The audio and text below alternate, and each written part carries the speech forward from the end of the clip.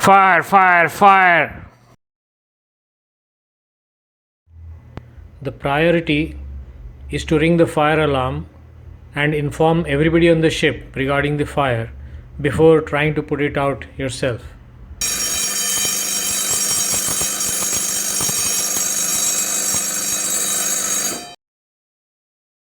This is fourth engineer. There's fire at number 3 generator. I repeat, there's fire at number 3 generator. The fire is small, but it's spreading. It's a class B fire and I'm going to use the portable extinguisher.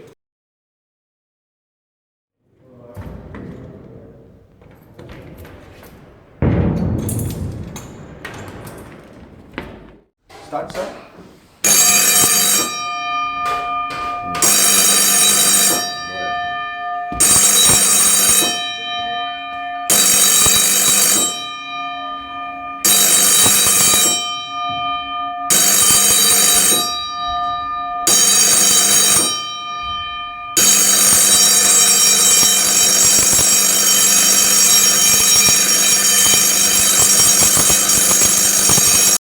Start, sir.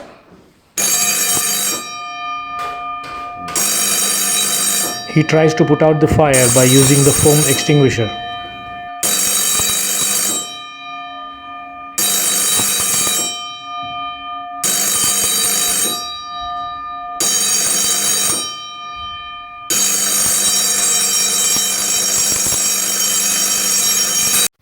Fire, fire, fire in the engine room, generator number 3. It's an oil fire, class B. Fire is small, but now spreading. Proceed to muster station. I repeat, proceed to muster station.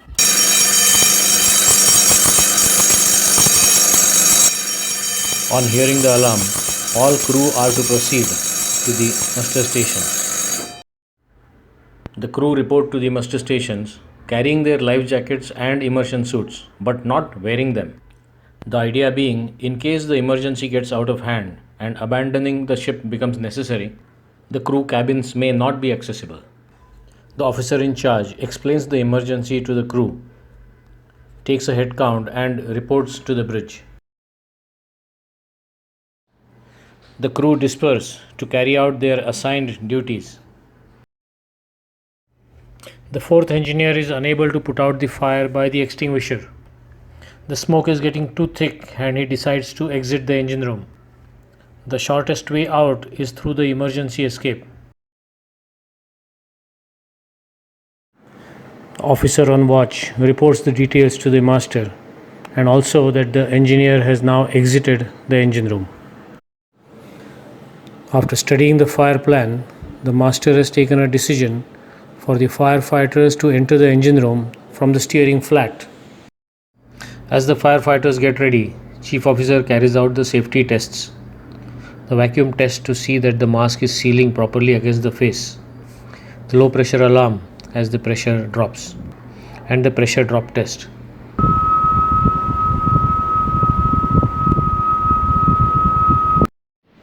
The Chief Officer instructs the firefighter that the casualty is his priority and he is to tie the casualty to a stretcher and carry him into the emergency escape, from where he will be picked up by the others outside. He asks the support team for mounted cooling and asks the first aid team to be ready at the top of the emergency escape to receive the casualty. Proper functioning of the walkie-talkies is checked before allowing the firefighters into the fire zone.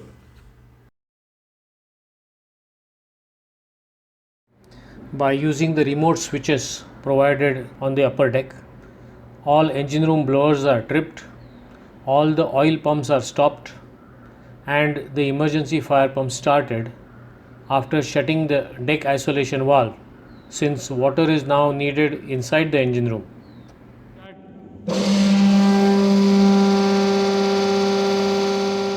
To prevent more oil from feeding the fire, quick closing valves are shut.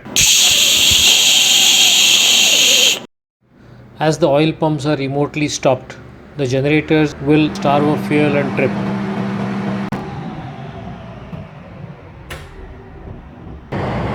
The emergency generator will start. In case the emergency fire pump is electrically driven, then this also will have tripped. It will have to be started again. Chief officer reports to the bridge the names of the persons entering, their air pressures, the time of entry, as well as the fireman's outfit wearing status. Firefighters are always to operate in pairs, and as they enter the engine room with a charged hose, they check the temperature of the door to get an idea of the fire behind it as well as the amount of smoke. During the muster, it was found that the motorman was missing. Priority for the firefighters is to rescue the motorman. By using a stretcher, they carry him into the emergency escape. From there, the staff on top of the emergency escape could pull him up and administer first aid. The firefighters now turn their attention to the fire.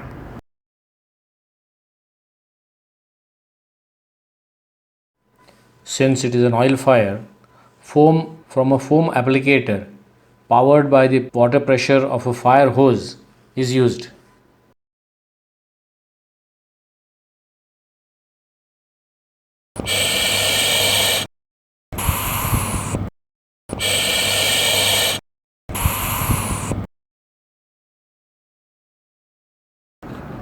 But in spite of their efforts, it is growing and spreading. They are unable to contain the fire. They are forced to withdraw.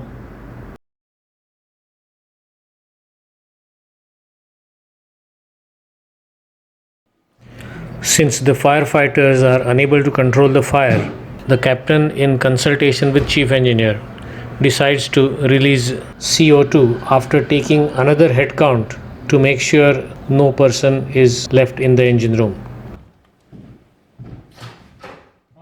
The crew are mustered a second time for a visual check to make sure that everyone has left the engine room safely.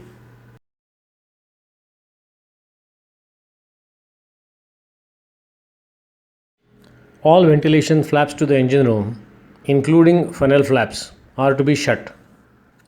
And now the fixed firefighting system can be operated.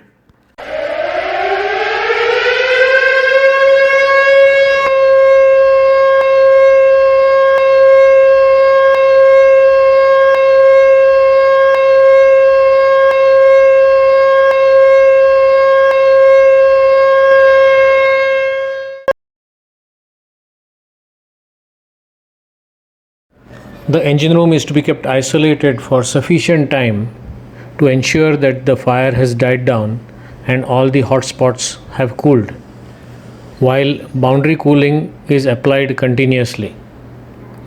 Before opening the engine room, two firefighters with breathing apparatuses are to enter the engine room carrying a remote infrared thermometer by which they can check the temperature of all hotspots to ensure that the fire cannot reignite. Only after this, one blower can be run on exhaust mode to remove the carbon dioxide collected inside the engine room and make it suitable for people to enter.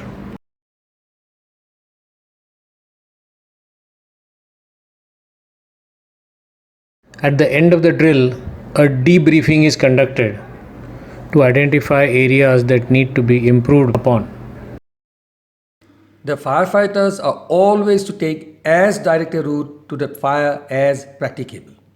Accordingly, we decide which door is to be used for entering the engine room. Communications was another issue.